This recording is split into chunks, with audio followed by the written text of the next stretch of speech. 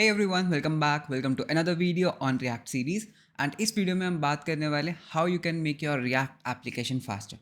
Now if you remember, हमने अभी एक बूट कैम्प किया था on open source and मेरे पास बहुत सारी open source contributions आई थी. एंड एक चीज़ थी, एक पैटर्न था विच आई वॉज सेइंग जो काफ़ी बच्चे फॉलो नहीं कर रहे थे, जिसके कारण से तुम्हारा जो रिएक्ट एप्लीकेशन है या फिर तुम्हारा जो नेक्स्ट एप्लीकेशन है वो बहुत स्लो हो सकता है. तो इस वीडियो में बात करेंगे 3 ऑप्टिमाइजेशन जो तुम्हारे रिएक्ट एप्लीकेशन को बहुत स्पीड अप कर देगी एंड बहुत ईजी है. So let's start with the video. तो मेरे पास यहाँ पर एक सिंपल सा एप्लीकेशन है. पहले इस एप्लीकेशन को समझते हैं, इसके कोड को समझते हैं. ज़्यादा कुछ कॉम्प्लेक्सिटी नहीं है, सिंपल ही क्या है, यहाँ पर लिखा रहा है हेलो फ्रॉम माय कंपोनेंट. यहाँ पर हमारे पास कुछ टोटल एंट्रीज आ रही हैं. ये एंट्रीज कहाँ से आ रही हैं अभी देखेंगे. हमारे पास एक काउंटर है, सिंपल एक इंक्रीमेंट का बटन है जो क्या कर रहा है, इस काउंट को इंक्रीमेंट करता है. That's it, nothing else. Cool. अब इसका फटाफट कोड देखते हैं. दैट कोड कैसा दिखता है. ये हमारी app.jsx फाइल है, राइट. इसमें क्या यू कैन सी दैट ये हमारा वो कंपोनेंट है. तो ये कंपोनेंट, ये पर्टिकुलर माय कंपोनेंट हम इंपोर्ट कर रहे हैं इस कंपोनेंट्स के अंदर से माय कंपोनेंट के अंदर, राइट. एंड ये कंपोनेंट क्या कर रहा है, सिर्फ hello from my component total entries and count को रेंडर कर रहा है, करेक्ट. तो अगर मैं जस्ट इन केस इसको हटा देता हूँ स्क्रीन से, यू कैन सी दैट वो चीज़ चली गई. ठीक है, बहुत सिंपल, राइट. तो इसको अनकमेंट करते हैं, राइट. उसके बाद मेरे पास एक बटन है, मेरे पास रिएक्ट का डिफ़ॉल्ट कोड है. एंड अगर मैं अपने माय कंपोनेंट के अंदर जाता हूँ, यू कैन सी दैट हम यहाँ पर एक लार्ज फाइल को इंपोर्ट कर रहे हैं, एक जेसन फाइल जो बहुत बड़ी है. ठीक है, अगर मैं तुम्हें वो फाइल दिखाता हूँ तो बहुत बड़ी फाइल है. तो हम बेसिकली क्या कर रहे हैं, हम बस इसकी लेंथ ले रहे हैं. मैं बेसिकली बताना चाहता हूँ दैट इस बड़ी फाइल के अंदर कितनी एंट्रीज हैं. That is 12,000 around entries. And उसके बाद हमारे पास प्रॉप्स के अंदर से क्या आता है, हमारे पास एक स्टेट आता है प्रॉप्स के अंदर से जो बेसिकली यहाँ पर रेंडर होता है. एंड हमारे पास एक इवेंट लिस्नर है. जब भी हमारा पेज लोड होता है तो हम बोलते हैं console.log loaded. Simple react application. अगर हम इसको रीलोड करते हैं, you can see everything is working good. अब हम इस पर्टिकुलर एप्लीकेशन को स्टेप बाय स्टेप ऑप्टिमाइज करते हैं, राइट. तो सबसे पहली चीज़, ठीक है, पहले देखते हैं दैट क्या क्या प्रॉब्लम्स हैं. ठीक है, क्या क्या प्रॉब्लम्स हैं. पहली प्रॉब्लम अगर तुम देखोगे, अगर मैं इसको रिफ्रेश करता हूँ, यू विल सी दैट हमारे पास यहाँ पर जो एक इवेंट लिस्नर आ रहा है दैट इज लोडेड. ठीक है, एंड वो कितनी बार console.log हुआ, वो 2 बार console.log हुआ, राइट. तो यानी कि ये पर्टिकुलर जो लाइन है, जो ऐड इवेंट लिस्नर है, ये हमारे पास कितनी बार रन करिए, 2 बार. एंड अगर मैं इंक्रीमेंट के ऊपर क्लिक करता हूँ, everything is working cool, right. चलो अब इसको काम करते हैं, एक एक करके हम इसको ऑप्टिमाइज़ करते हैं. पहली ऑप्टिमाइजेशन, अगर तुम यहाँ पर ध्यान से देखोगे, एक चीज़ को देखोगे दैट ये जो मेरा कंपोनेंट है ना, ये जो मेरा माय कंपोनेंट है ना, ये काफ़ी हैवी कंपोनेंट है, right. This is a very heavy component. क्यों? बिकॉज ये जो पर्टिकुलर कंपोनेंट है, ये एक लार्ज फाइल को इंपोर्ट कर रहा है, ये एक बहुत बड़ी फाइल को इंपोर्ट कर रहा है. तो बेसिकली क्या होता है, जब तुम प्रोडक्शन में वर्क करते हो, तुम्हारा जो एक कंपोनेंट होता है उसका एक साइज़ होता है. और वो साइज़ किस चीज़ पे डिपेंड करता है कि उस कंपोनेंट के अंदर तुमने कितनी लाइब्रेरीज इंपोर्ट कर रखी हैं, कितना लंबा उसका कोड है, वो कंपोनेंट क्या करता है. तो बेसिकली हर कंपोनेंट का एक साइज़ होता है. अभी क्या हो रहा है दैट इस कंपोनेंट को हम डायरेक्टली यहाँ पे रेंडर कर रहे हैं. इससे हमारा जो ऐप कंपोनेंट है, जो हमारा पूरा लेआउट है, मतलब जो हमारा पूरा ग्लोबल कंपोनेंट है, वो भी स्लो डाउन हो जाता है, करेक्ट. तो इसके लिए, इस चीज़ को सॉल्व करने के लिए what we can do, we can use lazy loading. ठीक है, तो हम क्या कर सकते हैं, हम इसको लेज़ी लोड कर सकते हैं. तो लेज़ी लोड कैसे कर सकते हैं, बहुत सिंपल है. हमें क्या करना है, इंस्टेड ऑफ इम्पोर्टिंग, हम इसको डायरेक्टली इंपोर्ट करने के बजाय हम क्या करेंगे, हम इसको बोलेंगे कॉन्स्ट माई कॉम्पोनेंट इक्वल्स, ये पाथ को हम कर लेंगे कॉपी, मतलब कट. फिर मैं बोलूँगा रिएक्ट डॉट लेज़ी, एंड इसके अंदर हम क्या करेंगे, हम एक इम्पोर्ट फंक्शन देंगे. तो इम्पोर्ट एंड हमारा पाथ, दैट्स इट. इससे क्या हुआ, ये हमारा लेज़ी लोड होगा. लेकिन अगर तुम्हें लेज़ी लोड यूज़ करना है, you have to use the suspense component. ठीक है, तो अभी बताता हूँ सस्पेंस क्या होता है. तो हमें बस यहाँ पर क्या करना है, हमें यहाँ पर सस्पेंस को इंपोर्ट कर लेना है. अब मैं क्या कर सकता हूँ, अब मैं इस पर्टिकुलर कंपोनेंट को, जो मुझे पता है हैवी है, मैं उसको एक सस्पेंस के अंदर रैप कर सकता हूँ.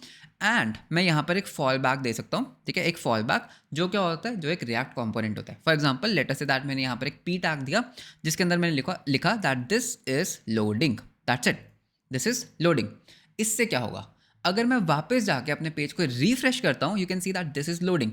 देखो एक चीज़ नोटिस किया दैट ये पर्टिकुलर कंपोनेंट लोड हो रहा है. तो बेसिकली इससे हुआ क्या, दैट इंस्टेड पूरे इस ऐप कंपोनेंट को हैवी करने के बजाय मैंने क्या किया, मैंने इसको लेज़ी लोड कर दिया, सो दैट मेरा बाकी का जितना भी एप्लीकेशन कोड है वो स्लो डाउन ना हो.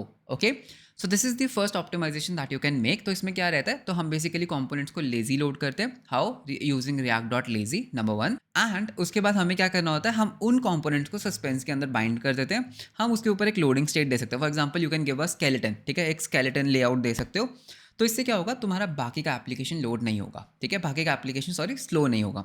तो अगर तुमने देखा होगा दैट अगर तुम्हारे पास बहुत ही कॉम्प्लेक्स को डैशबोर्ड है तो उसके अंदर बहुत सारे विजेट्स होते हैं, तो तुम उन सबको इंडिविजुअली लेजी लोड कर सकते हो एंड उनके ऊपर लोडिंग स्टेट्स लगा सकते हो, सो दैट जब वो कंपोनेंट्स जैसे जैसे लोड होंगे वैसे वैसे यूज़र को दिखते जाएंगे। इससे यूएक्स भी अच्छा होगा एंड तुम्हारे ओवरऑल ऑप्टिमाइजेशन भी अच्छी होगी। So this was the first thing that हमें कंपोनेंट्स को लेजी लोड करना चाहिए। तो लेजी लोड कैसे करते हैं, कोड तुम्हारे सामने, नंबर वन। नंबर टू, अगर मैं अपने कंपोनेंट के अंदर जाता हूँ, तो मेरा कंपोनेंट ये रहा, राइट। इसके अंदर I can clearly see two problems जो मैंने बहुत सारे कोड्स में देखी है, ठीक है। क्या तुम्हें ये पर्टिकुलर लाइन दिखाई दे रही है, that is line number 5। Let's start with the second optimization. अगर मैं अपने माय कंपोनेंट के अंदर जाता हूँ, यू कैन सी दैट यहाँ पर हमारे पास एक लाइन है जो टोटल एंट्रीज काउंट कर रही है, राइट। तो ये टोटल एंट्रीज हम कैसे काउंट कर रहे हैं, हम लार्ज फाइल के अंदर हम बेसिकली इसके ऊपर डॉट लेंथ फंक्शन को कॉल कर रहे हैं। दैट्स इट, कूल, ठीक है, कोई दिक्कत नहीं है। द प्रॉब्लम इज कि what is the time complexity of this length. Late us say that ये जो लेंथ फंक्शन है ना, ये क्या करता है, ये एरे के ऊपर 1 by 1 जाता है एंड ये क्या करता है, ये हमारे लिए लेंथ को काउंट करता है। तो लेट अस से दैट मैं क्या करता हूँ, मैं यहाँ पर एक फंक्शन बनाता हूँ, गेट लेंथ। तो इसके अंदर तुम मुझे एरे दोगे, व्हाट आई विल डू, मैं एक ट्रेडिशनल लूप का यूज़ करूँगा। लेट अस से, तो लेट अस से दैट मेरे पास यहाँ पर एक काउंट वेरिएबल है दैट इज 0। उसके बाद हम क्या करेंगे, for let i equals 0, i less than ARR dot length i plus plus.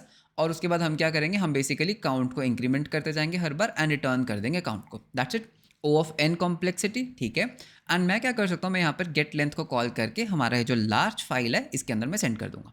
अगर मैं वापस आता हूँ, you can see that everything is working good. तो हमारे पास यहाँ पर एंट्रीज आ रही हैं, कूल।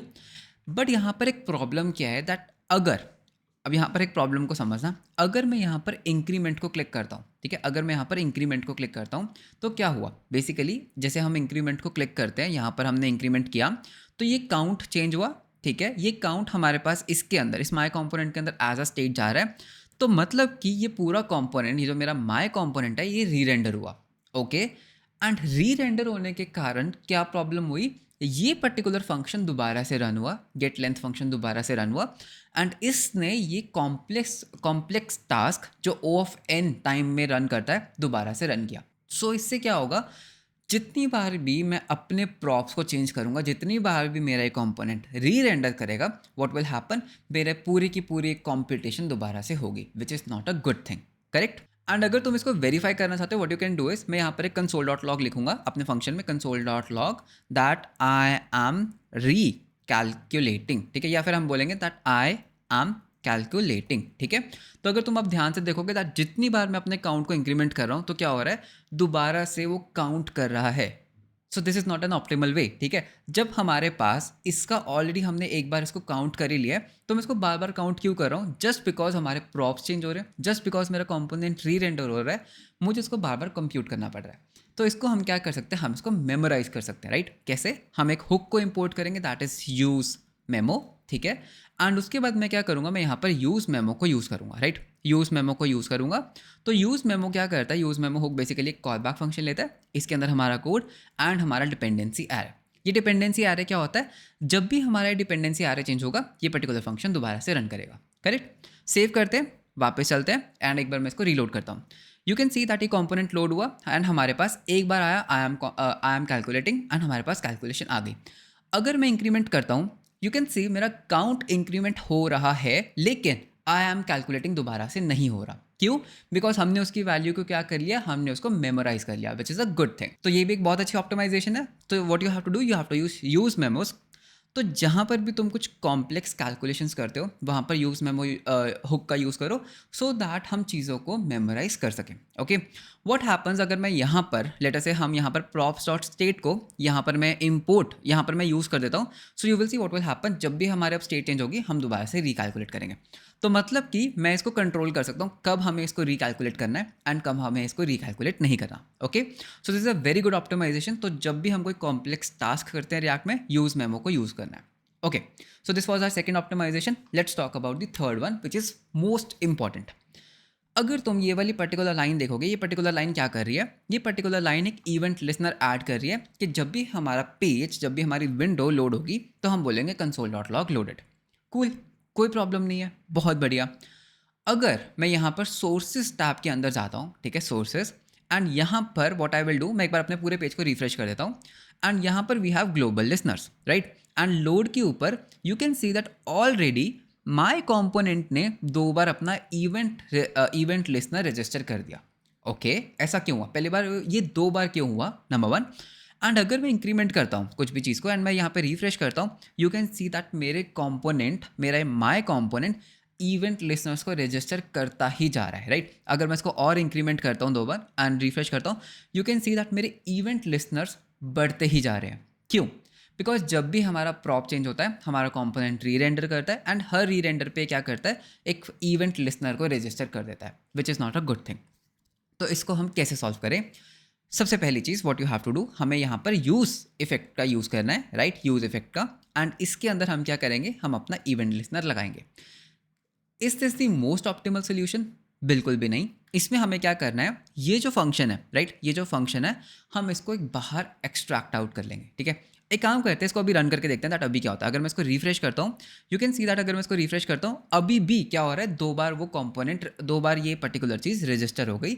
लेकिन अगर मैं अपने काउंट को इंक्रीमेंट कर रहा हूँ तो और ज़्यादा रजिस्टर नहीं हो रही. लेकिन स्टिल एक ही इवेंट लिसनर 2 बार रजिस्टर्ड है, which is not a good idea. क्यों हुआ ऐसा? बिकॉज सी, रिएक्ट क्या करता है, रिएक्ट क्या करती है, बेसिकली हमारे कंपोनेंट को रीरेंडर करती है 2 बार, right, 1 time on the server, 1 time on the client. चलो यहाँ पर हम सर्वर साइड कंपोनेंट्स की बात नहीं करते. बेसिकली रिएक्ट क्या करती है, वो एक बार हमारे कंपोनेंट को रेंडर करके रख लेती है सो दैट कुछ ऑप्टिमाइजेशन, कुछ स्पीड वो ऑफर कर सके. तो उससे क्या हुआ, हमारा यूज इफेक्ट 2 बार रन किया एंड 2 बार हमने इवेंट लिसनर को रजिस्टर कर दिया. So not at all a good idea. And what if ये पर्टिकुलर यूज इफेक्ट console.log करता हो props.state को. ठीक है, ये क्या करता है, console.log करता है props.state को. ठीक है, अब देखना क्या होगा, अगर मैं यहाँ पर इंक्रीमेंट कर रहा हूँ तो मेरे इवेंट लिसनर्स रजिस्टर होते जा रहे हैं. तो इस चीज़ को कैसे प्रिवेंट किया जाए? बहुत ईजी है. What you have to do, सबसे पहले एक फंक्शन बनाओ. सबसे पहले if you can see that जो भी हम टास्क कर रहे हैं उसको एक सेपरेट फंक्शन के अंदर बनाओ. तो यहाँ पे मैं बोलूँगा that handle on window load. तो मैंने क्या किया, मैंने एक फंक्शन बनाया एंड इसको हम रैप करेंगे यूज़ कॉल बैक के अंदर, right, use call back. And ये जो पर्टिकुलर टास्क है इसको मैं इसके अंदर करूँगा. ठीक है, एंड मैं यहाँ पर क्या बोलूँगा, that on load handle on window load. Cool, okay. तो यहाँ पर हम अपनी डिपेंडेंसी आरे के अंदर ये फंक्शन डाल देंगे. एंड उसके बाद हमें क्या करना है कि जब भी हम रिटर्न, इफ़ यू रिमेंबर, हमारे पास यहाँ पर क्या होता है, क्लीन अप फंक्शन होता है यूज इफेक्ट के अंदर. तो जब भी ये यूज इफेक्ट रन करने के बाद अनमाउंट होगा, हमें क्या करना है, हमें बोलना है window dot remove event listener. हमें इवेंट लिसनर्स को रिमूव करना है. This is a part of clean up. And हमें कौन सा इवेंट लिसनर रिमूव करना है, सेम इवेंट लिसनर्स हमें रिमूव करना है. दैट्स इट, इतना ही करना है. तो एक काम करते हैं, वापस आते हैं, पेज को रिफ्रेश करते हैं. क्या हमारे पास कोई ग्लोबल लिसनर है? कितनी बार रजिस्टर हुआ? एक बार रजिस्टर हुआ, राइट. तुम्हारे सामने एक बार रजिस्टर हुआ.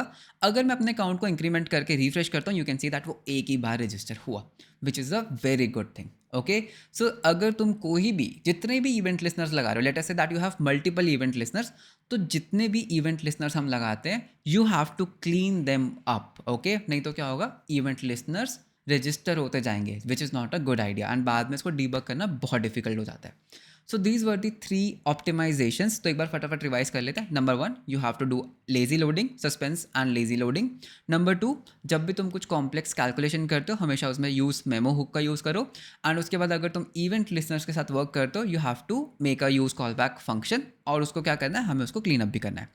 तो ये 3 चीज़ें थी जो मैंने देखा दैट हमारे जो ओपन सोर्स कॉन्ट्रीब्यूशंस थी, हमारे जो कॉन्ट्रीब्यूटर्स थे, तो ये 3 चीज़ें थी जो फॉलो नहीं हो रही थी most of the React codes में, मोस्ट ऑफ द कॉन्ट्रीब्यूशंस में. सो आई थॉट एक डेडिकेटेड वीडियो बनाते हैं सो दैट ये तुम्हारी हेल्प करेगा that how you can optimize your React application. So video अच्छा लगा, वीडियो इन्फॉर्मेटिव रहा होगा तो प्लीज़ लाइक एंड सब्सक्राइब ज़रूर करना. एंड वीडियो अच्छा लगा तो प्लीज़ अपने दोस्तों के साथ शेयर ज़रूर करना. मिलते हैं आपको नेक्स्ट वीडियो में. Until then, bye bye, take care.